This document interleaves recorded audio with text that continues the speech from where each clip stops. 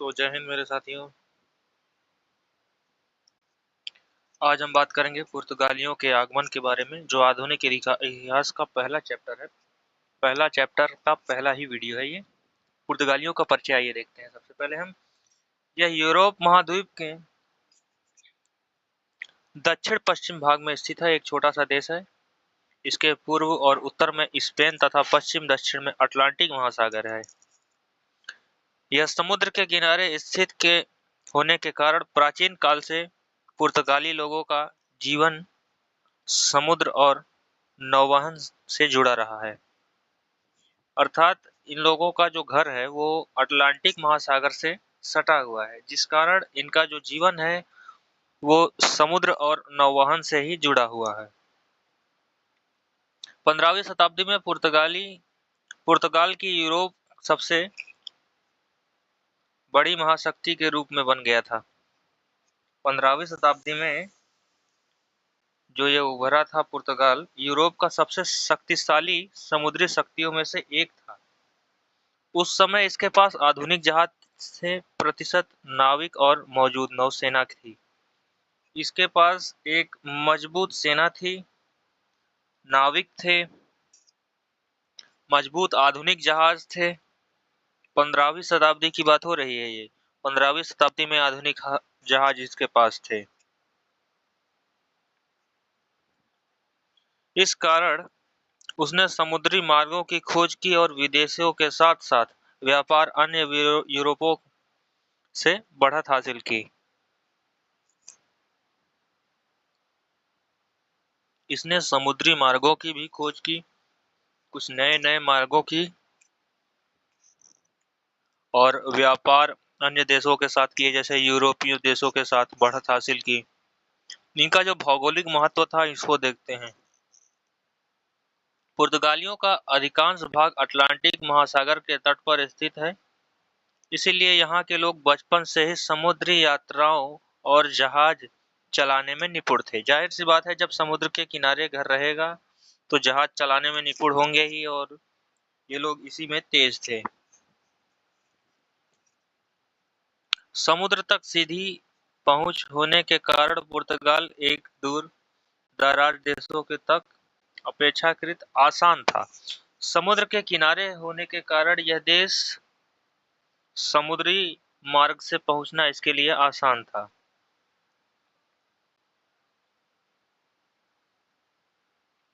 समुद्री शक्ति के रूप में पुर्तगाल का विकास 15वीं शताब्दी के पुर्तगाल के शासकों ने समुद्री खोज के विशेष महत्व दिए।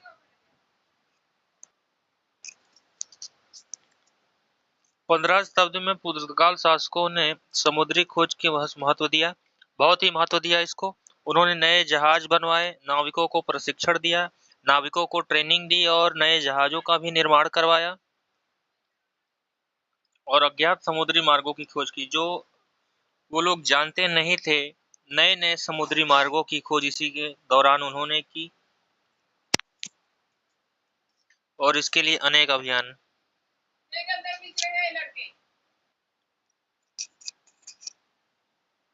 इस काल में प्रिंस हेनरी ने समुद्री अभियानों को बढ़ावा दिया। जो इस काल में जो प्रिंस हेनरी द नेविगेटर थे, उन्होंने इसको बहुत बढ़ावा दिया।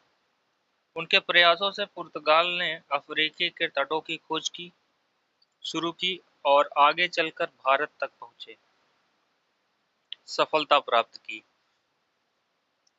इनके ही प्रयासों से अफ्रीका के तटों की खोज हुई और भारत तक के मार्गों की खोज हुई, जो समुद्री मार्ग थे भारत तक के।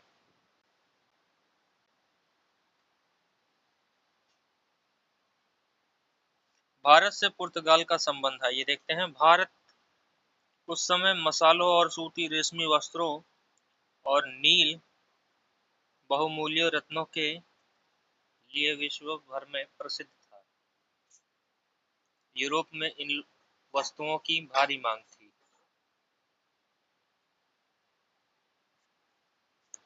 यूरोप ने इन सभी के साथ वस्तुओं की भारी मांग की इसमें, यूरोप में इन सब की मांग अधिक होने लगी। भारत उस समय सोने की चिड़िया ही कहा जाता था। सूती वस्त्र, रेशमी वस्त्र और नील के वजह से ये विश्व भर में प्रसिद्ध था। यही सब देखते हुए पुर्तगालियों ने व्यापार करने का निर्णय लिया।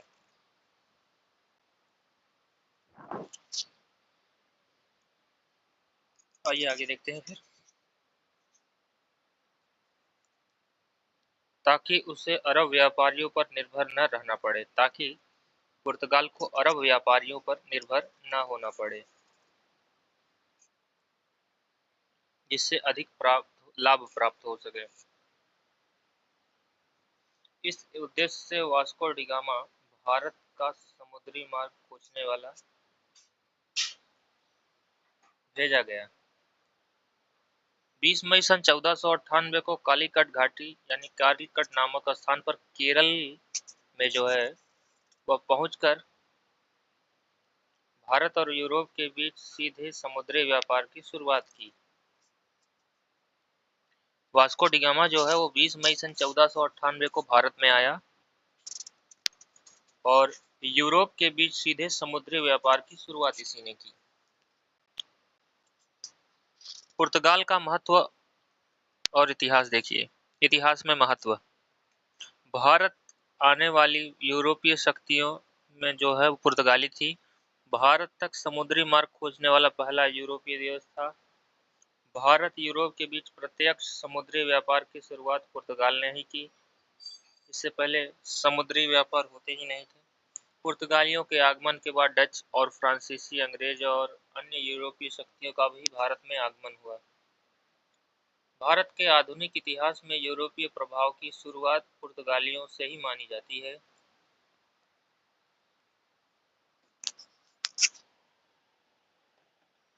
पुर्तगालियों का आने का कारण क्या था? भारत पुर्तगालियों का भारत आगमन आकस्मिक घटना नहीं थी। इसके पीछे आर्थिक, व्यापारिक और धार्मिक राजनीतिक कारण थे। 15वीं शताब्दी के अंत तक भारत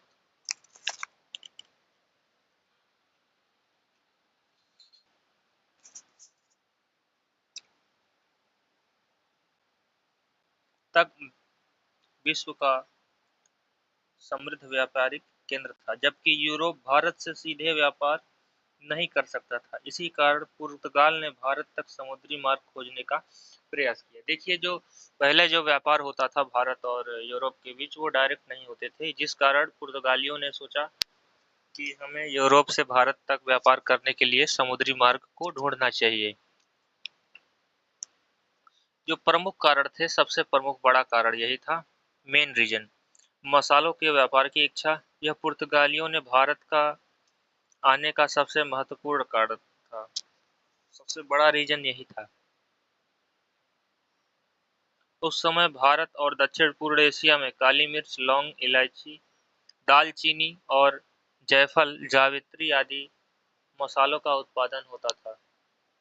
उस समय तक हमारे देश में इलायची, दालचीनी, जायफल, जावित्री आदि मसालों का उत्पादन होता था।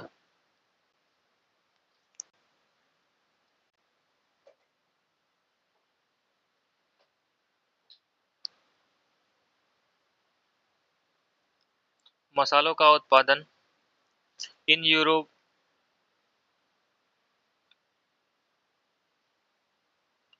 और यूरोप में इन सभी मसालों की अत्यधिक मांग होने लगी। यूरोप जो था वो इन मसालों को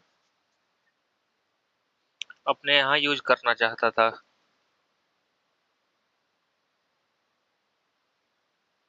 मसालों का उपयोग न केवल भोजन का स्वाद बढ़ाने के लिए बल्कि भोजन को लंबे समय तक सुरक्षित रखने और औषधियों को बनाने के लिए किया जाता था और इत्र तैयार किया जाता था इनसे।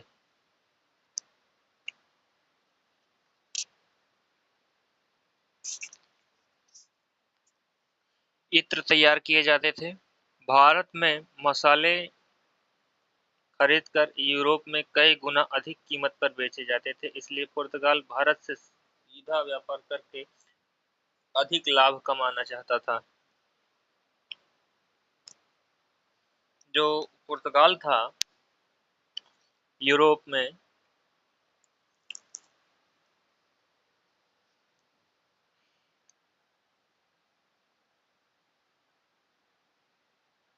भारत से मसाले डायरेक्ट खरीदकर यूरोप अपने यहाँ प्रॉफिट कमाना चाहता था।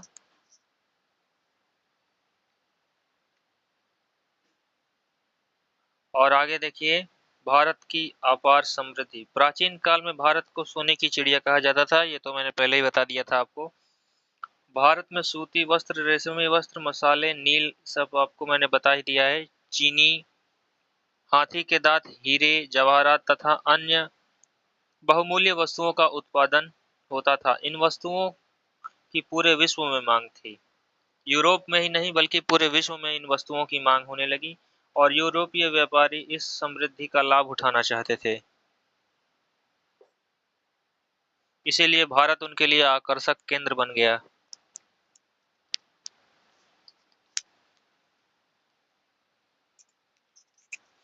आगे देखेंगे अरब व्यापारियों का अधिकार कैसे हुआ इस पर।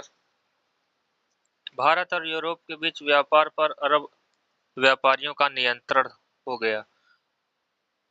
भारतीय व्यापारी अपने माल को अरब व्यापारियों को बेचते और अरब व्यापारी वही वस्तुएं यूरोप के देशों तक।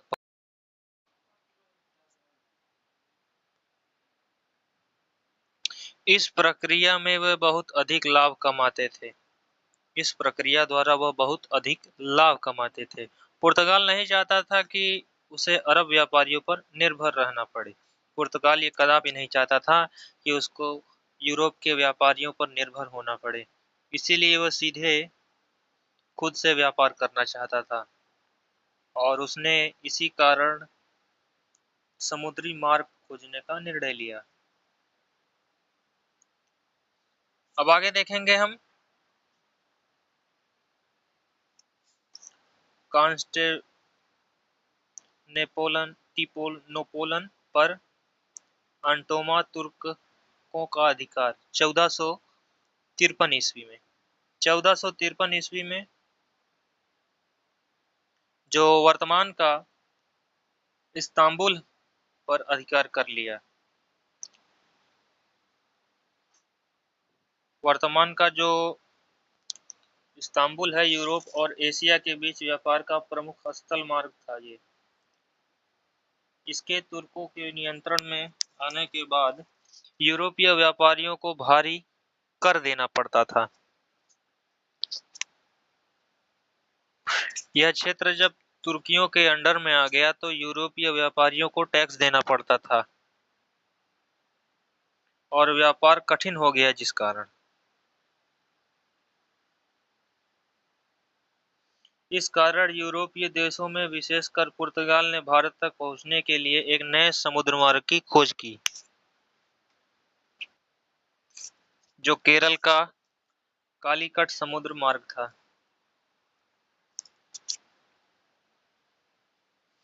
व्यापार से अधिक लाभ कमाने की इच्छा इनकी भी प्रकट हुई और यदि पुर्तगाल सीधे भारत से व्यापार करता तो उसे इस बीच व्यापारियों को लाभ नहीं देना पड़ता।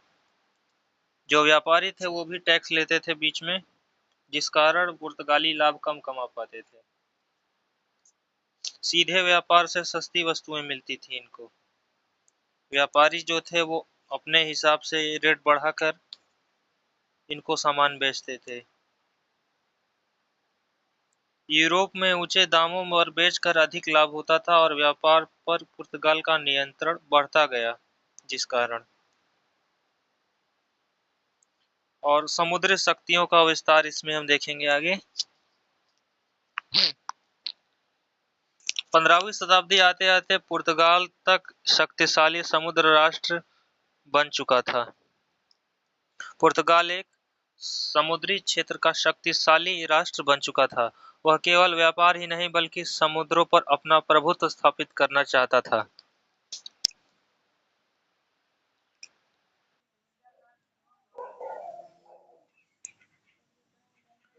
देखिए, स्थापित करना चाहता था समुद्र मार्ग पर अपना नियंत्रण। ठीक, ईसाइयों का धर्म प्रचार। पुर्तगाल के शासकों का उद्देश्य केवल व्यापार ही नहीं था, वे ईसाई धर्म का प्रचार भी करना चाहते थे।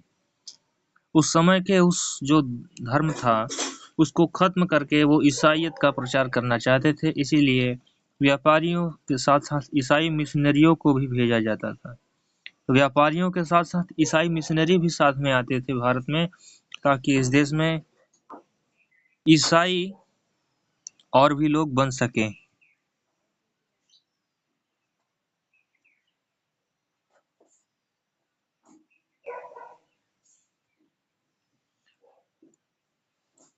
व्यापार बाद में गोवा सहित कई क्षेत्रों में चर्च स्थापित किए गए और धर्म प्रचार का कार्य हुआ। बाद में अब देखिए धीरे धीरे कैसे ये भारत पे अपना स्वामित्व अपनाने लगे।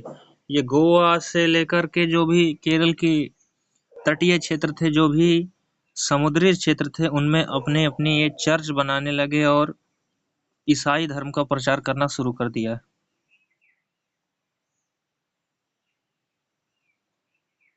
और 15वीं शताब्दी में यूरोप में समुद्री खोज का युग शुरू हो चुका था।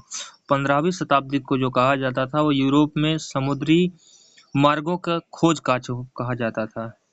नई तकनीकी, बेहतर जहाज, कंपास और मानचित्रों के कारण समुद्री यात्राएं आसान हो गई थी। नई टेक्नोलॉजी और बेहतर जहाज के कारण और कंपास और मानचित्रों की मदद से इनको समुद्र में यात्रा करना और भी आसान हो गया और धीरे धीरे इनका प्रभाव और बढ़ता गया। तो मिलते हैं एक नई वीडियो में, तब तक के लिए जय हिंद, नमस्कार, वंदे मातरम। कमेंट करना ना भूलिएगा और चैनल को सब्सक्राइब करिएगा।